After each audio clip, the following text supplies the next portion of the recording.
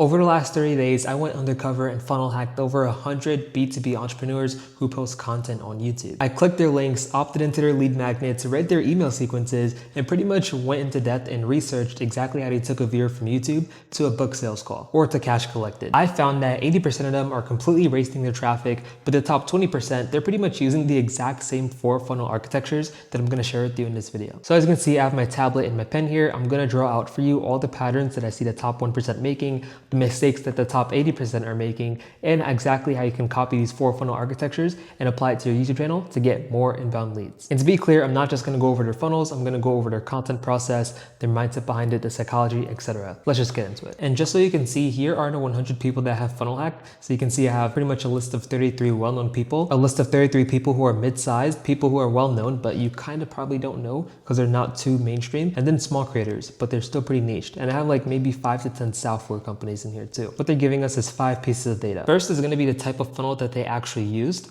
Second is going to be their content strategy. So I'm going to put CS for short. Third is going to be your unique angles / advantages. So how are they so unique to the market that they actually stand out? Fourth is going to be their packaging. So pretty much how they package their videos, everything from the thumbnail to the title to their unique positioning in the market. And then fifth is going to be their CTAs. Like pretty much I'm going to go in depth with how they use their CTAs to drive people from there to the funnel. And that probably should be a bit earlier, but I want to go over that last.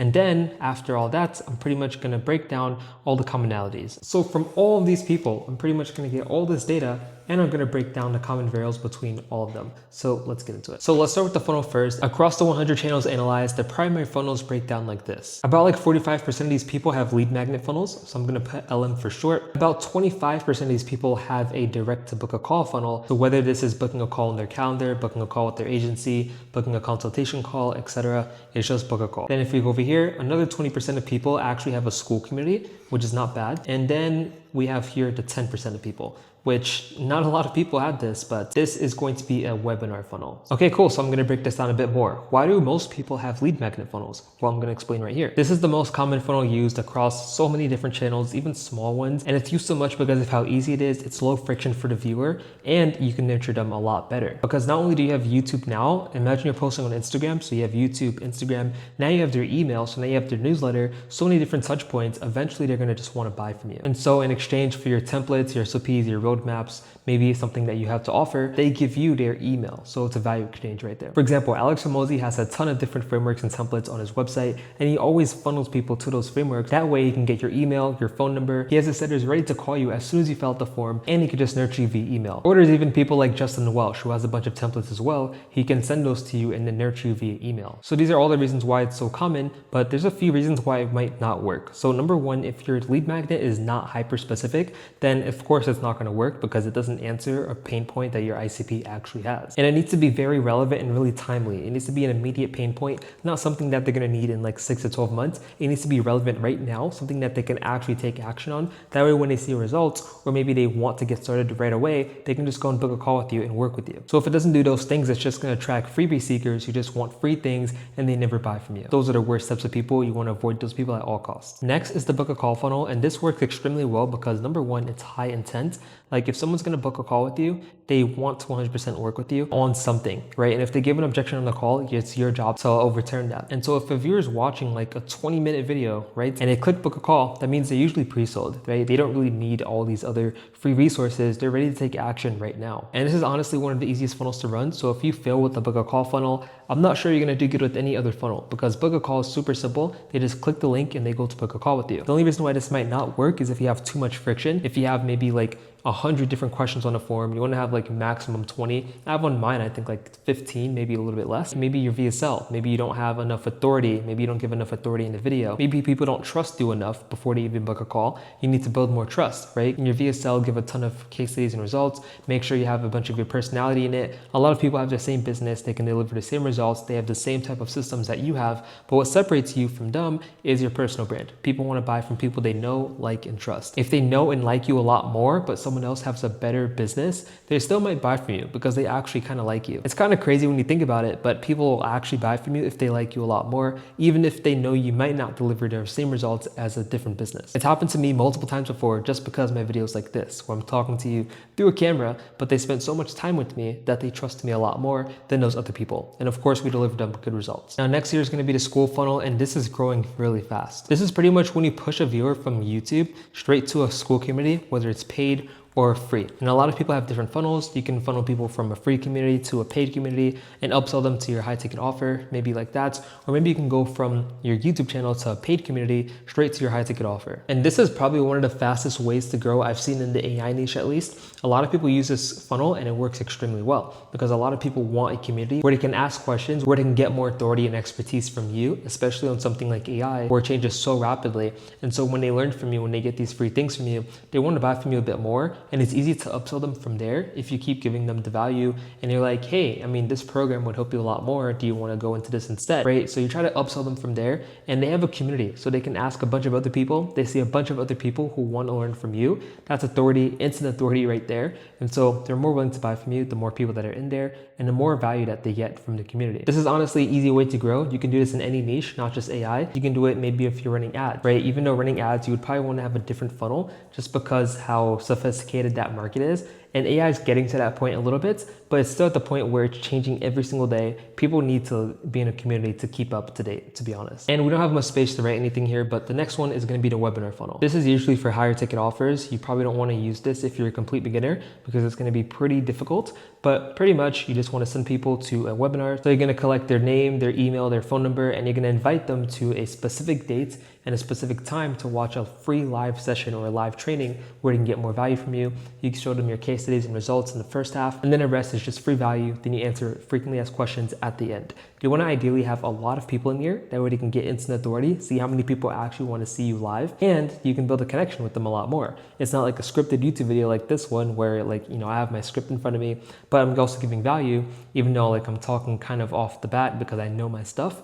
But it's more raw, it's more authentic. People see you live. If you mess up, they're gonna see that. If you say the wrong thing, they're gonna hear that, right? So it's a lot more authentic, and webinars absolutely cook if you do it the right way. So pretty much that's the funnel structure: lead magnets, book a call, school community, and webinars. Let's move on to something else, which is the content strategy. So I'm gonna try my best not to be like everyone else because I know everyone writes the same exact thing: top of funnel, middle funnel, bottom funnel. Everyone knows what that is, so I'm not gonna explain that, but I'm gonna get into the nitty details that I've analyzed from these 100 creators. So we have top 1%. These people don't post randomly. They post really deliberately, and they're really intentional with their content. They have a specific mix of content that they do. And after analyzing them, they pretty much have a lot of top of funnel content. So 60% top of funnel. But keep in mind, if you want to have a micro niche channel where you're really specific, you target a specific person, you're okay with not getting a lot of views, subscribers, likes, all this vanity metrics, and you just want money, go with that channel. So pretty much you just want to post mainly middle funnel and top and bottom of funnel content. But if you're going for the long run, if you want a lot of authority in the space, you want to be an industry leader, then you want to follow this mix. This is the mix that I'm going to talk about. So we have 60% top of funnel content. This is when you have a lot of broad content, problem aware content designed to attract a really wide audience. Then over here we have pretty much 30% middle funnel content. This is going to be a lot more niche specific. So imagine I draw this almost in every single video, but pretty much we have two circles here. For the people who don't watch my videos, you don't know what this is. For the people who do, they're gonna understand what this is. So we have your ICP over here, and then we have objections. Pretty much what middle funnel videos is the center circle right here. So that's gonna be the 30%. And pretty much you wanna appeal to your ICP a lot more than the broad market. So your ICP is gonna be interested in these videos, and it's also gonna be you handling objections, right? And so that's going to be what your middle funnel content is. For top of funnel, it's just going to be the same thing, except instead of objections, it's going to be the broad market. So always put BM for broad market. So you're appealing to the broad market, and your ICP, this middle section here, is going to be a top of funnel content. Now, with bottom of funnel, it's going to be a little bit different. So you have your ICP here. I'm going to put CS/R, which stands for case studies and results. And so you want to appeal to ICP. You're not appealing to the broad market at all. So top funnel is out the picture here. The people would be interested in middle funnel or kind of interested in bottom funnel, but maybe not really. But bottom funnel is going to be specifically for those people who are pretty much almost sold and want to work with you. They just need a little push over the wall or a little push over the edge, right? So you want to appeal to your ideal client profile, and you want to share a lot of case studies and results, that's going to be your bottom of funnel content. Client interviews, case study videos, maybe podcasts with your client, etc. So that explains that. Middle funnel is going to be 30%, and then bottom of funnel is just going to be 10%. Like, not a lot of people are doing this, but you want to have a lot more bottom funnel content. Even if it's just a small percentage on a channel, you want to make sure that you get this out there a lot more, so that way people see you as the authority and they know that you know your stuff, right? You're not some random guy who posts a lot of theory and a lot of content, but doesn't really show the results that you're getting for your clients and the people that you actually work with. So broad content, objection handling, results, and then you pretty much get the cash from there. That's going to be where the real money comes in. Now for this next one, I'm just going to do talking head. Pretty much it's just going to be unique advantages and how people stand out in the market. A lot of people have a different angle, right? A lot of people have this angle where they're going against the common beliefs that their ideal clients have. A lot of people have this other angle where they're very data driven. They give a bunch of different frameworks. And some people are more story/experience driven. I like to be a lot more on the kind of story side, but also a lot more heavier on the data and results side. I just find myself interested in that a lot more. So you just want to find your unique angle. What do you like doing a lot more? Do you like giving stories and sharing your experience and how you got to where you are to where you are now, which is kind of like a coach. You can even do this for your clients, how they got to where they're at, or from where they were to where they're at right now. Or you just want to give a bunch of results, a bunch of data, maybe videos like this where you're giving a bunch of information. You can make videos going against the grain, talking about how these people, these bigger creators are wrong and what they're doing is wrong. Here's the right way to do it. You know, there's so many different angles you can take, and it doesn't have to be the main theme of your channel, but you just want to keep this in mind. Now, the way that I stand out in my market is by giving a lot of unique value. And to do this, there's a bunch of different ways. There's mentorships, there's maybe courses, there's a bunch of different people that you can buy from who are in the position that you want to be in, but all their information is behind closed doors. So you buy the program, you buy the courses for like maybe 10K plus, which I did. I've invested over 22K into mentorship programs. You take that information and you can feed it to your audience. Of course, not the whole thing, because then that just sabotages their whole program, but take little bits of info and mix it into your own type of knowledge and data that you've collected from your business, and then give it to your audience. They're gonna be like, wait, I've never heard this before. And that's because the info is usually behind a paid wall, right? And so you've paid for that wall to be taken down. You took the info and now you're giving it to your audience for free. That's how you become an industry leader. Another way is by getting a lot of results and having a lot of case studies in your niche and understanding your business a lot more. If you have that data, if you have a big business and you have all that data collected, you can use that in your videos and people are gonna have a unique perspective, because not a lot of people run a big business maybe like you. Maybe they look up to you, right? So those are two ways to stand out in the market and be very unique and have a different unique angle in the market. You don't want to be like everyone else. For example, if your biggest competitor is posting a ton of videos, but they're kind of low quality, you want to post less videos, higher quality. So you just want to find a way to be different from everyone else and stand out from them. The goal is not to be the same, because then you're pretty much a duplicate and people have already seen that person. Why would they go to you if you're the same as someone who's way bigger than you? They're just going to go to this guy instead. But if you stand out, if you're this small, but you stand out from someone who's this big, you're going to become this big because you're a one of one. That's how you stand out in the market. And I can kind of get into the fourth one here as well, which is going to be packaging and your channel positioning, right? And so you want to have your unique angle in your packaging as well. A lot of people have their packaging, they look at the title, they look at the thumbnail, they're like, okay, this is what I'm going to do. I'm going to post this video, but they don't ask themselves, okay, who's this actually going to target? Is this person that I'm targeting going to actually click on this video? You need to really think about that. Let's say you're doing a video about the best e-commerce strategy, right? You're right here, you're talking to the camera, and then you have a bunch of info right here. You're doing like a screen share type of video. Let's say you're targeting big businesses, like you're targeting 7 to 8 figure brands. You don't want to have a title that's like the best e-commerce strategy in 2026. That's too top of funnel. Nobody's going to understand who exactly you're talking to, and everyone who's in e-commerce is going to click on this video. What you instead want to do is get a bit more specific. Are you doing e-commerce landing pages? Are you doing e-commerce emails, web design, something like that, right? So maybe you can say something like the best e-commerce email marketing strategy for 8-figure brands in 2026. That's a bit too long. That's probably just a draft title framework. Don't copy that for yourself, but it's a lot more specific and your ideal client is more willing to click on that video. The chance of the 7 to 8-figure brand clicking on this generalized video is probably like 10%. Is really low, like it's extremely low. You don't want to do that. But if you do the title that I said, where you're a bit more specific, targeting these exact people, then the chance of them clicking on it, especially because you called them out in the title, is going to be a lot higher. It's going to be like 90%. Honestly, probably near 100%, because you literally called them out in the video. But you have to understand the amount of views that you're going to get is going to drop so much because you're not targeting those broad people compared to this video where your views are going really high. But you have to understand that the quality of viewers is going to go up a lot more. Like I'm talking a lot. Because you're calling them out, they're most likely going to click that video. Because you're talking to these brands specifically, the chance that you have of converting and getting a lot more book calls from YouTube is so much higher. And so it's very, very much about being really intentional with your content and understanding that if that ideal client does not click on your video, it's a failure. Unless you're willingly going for that type of video and you want to be very top of funnel, get as much people to the channel as possible, then that's fine. But you have to understand, if you never get niched with some of your videos, with a lot of your videos, you're probably not going to get those people on your channel watching your content. There's actually a very good video where I go very in depth with your packaging on your YouTube videos. If you want to see that, click the video at the top right of the screen. I don't know if it's that side or this side, one of those sides. Just click that video and you can go watch that. But watch it after this video. So now we're on CTAs. 80% of people have the link in the description CTA. This is just pretty much standard at this point. A lot of people just say link in the description. It's super easy. It's super common. This really just has the least amount of friction and the highest amount of effectiveness. You want to remind people throughout the video and at the end of the video what you have to offer them, how you can help them, and to click the link below to work with you. Now, this is really a big issue because a lot of creators that are on this list, they obviously know what they're doing. They have a lot of good CTAs, but it was only like the top 20% or maybe even the top like 10, 15% that actually have all these other CTAs, right? A lot of the other people, the top 80% of people didn't have these CTAs over here. They only have this link in the description CTA.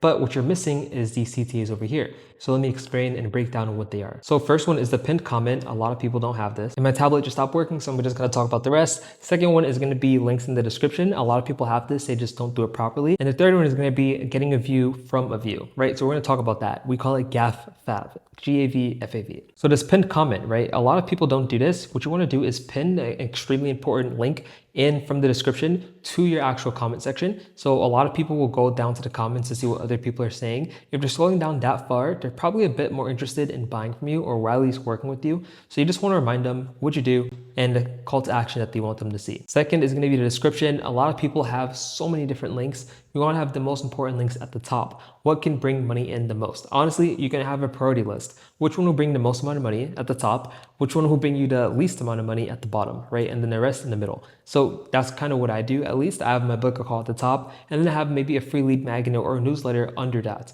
because I prioritize the book call a lot more. That's where I can get people more results faster. I want them to take that path rather than taking the free resource where they have a longer turnover time to working with me and the sales process is just much longer. I want to get them results as soon as possible, and I don't want them wasting time anymore. So the fastest way to do that is just to remind them what your main thing is. And the third one is going to be GAV, FAV, GAF-FAV, which is pretty much getting a view from a view. As soon as someone is done watching a video, you want to point them directly to the next video. So for example, I'm going to do CTA. So thanks for watching this video. If you want to work with my agency or you want to work with me one-on-one, click the first link in the description. Or if you want to watch exactly how my funnel has helped generate over 200K in revenue from clients directly from YouTube, click this video on screen next. I'll see you over there. That is almost like the CTAs that I do all the time. So I'm getting a view on this next video from the view on this video. And YouTube loves session time. So the longer they watch your videos, the more YouTube's going to promote your videos. They're going to be like, okay, this guy's videos are so good. People are staying watching these videos on the platform. They're watching more ads.